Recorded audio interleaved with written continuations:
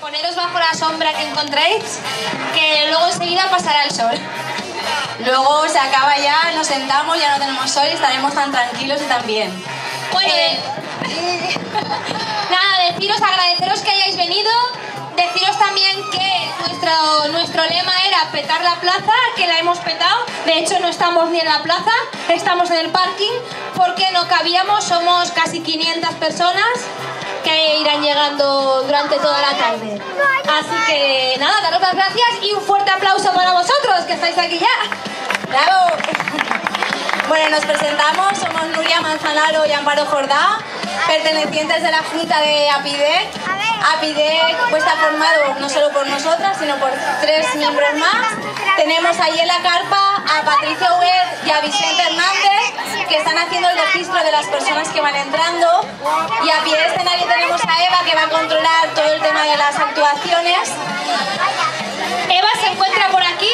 Eva está aquí, sí. Y la gente irá entrando por allí, por donde está Patricia y Vicente. Muy importante, por favor, respetar la entrada porque estáis registrados, necesitamos tener control, somos muchas personas. Bueno, quería también comentaros que APIDEC, mucha gente nos pregunta ¿qué es eso de APIDEC? Pues APIDEC es una asociación de la playa de vecinos que se creó hace más de 10 años. Nosotros hemos retomado la asociación hace un par de años. Significa Asociación para la Promoción y el Desarrollo del Colectivo de la Playa, aunque las siglas no coincidan.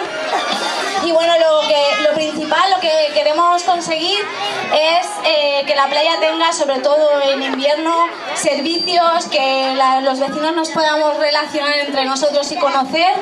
También queremos unión playa-pueblo y sobre todo, pues eso, tener muchos más servicios y podernos relacionar entre todos, sobre todo los niños. Los niños son los que motivan todo esto y sobre todo lo principal que hacemos es para ellos.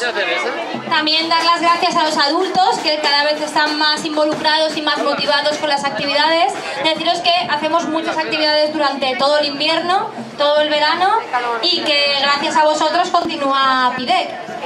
Las actividades se realizan principalmente en el centro BLSB, allá la otra parte de la playa, pero también realizamos actividades en el pueblo, en el centro cívico, fuera, en la calle, como es la batucada que vais a ver ahora, y se realizan las actividades en muchos lugares.